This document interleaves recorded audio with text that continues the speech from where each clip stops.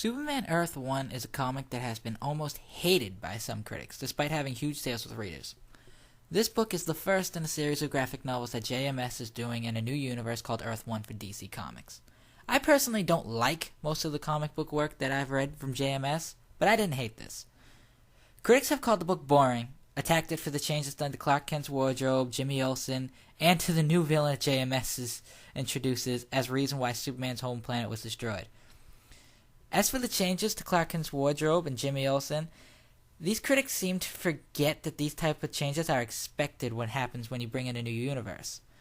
I mean, does anybody remember how different the characters in Marvel's Ultimate Universe look compared to their 616 counterparts? One of my favorite criticisms that people have made is that what Clark Kent looks like in this book. They say he looks like Michael Cera.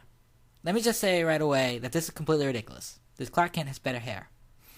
JMS also radically changed Jimmy Olsen into a more serious career photographer. I personally think JMS completely misunderstands the point of Jimmy Olsen. He's Superman's pal. You didn't have to make him he doesn't have to be a photographer. You didn't have to make him a serious photographer.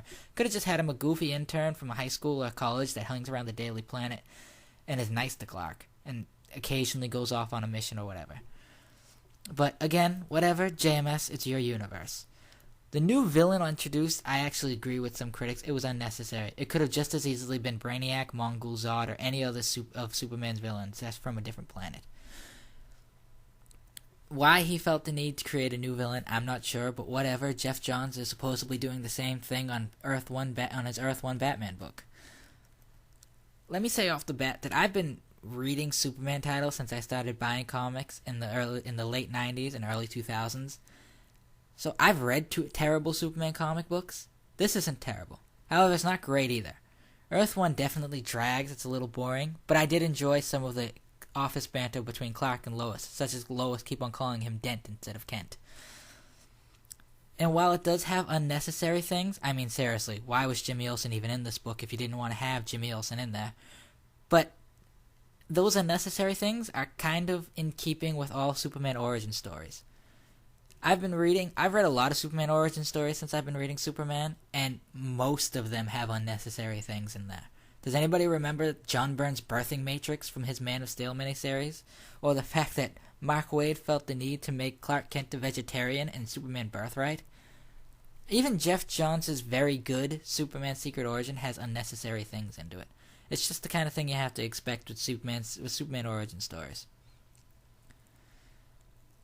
Now, as for the artwork, I actually saw a couple of places that say the artwork looks traced.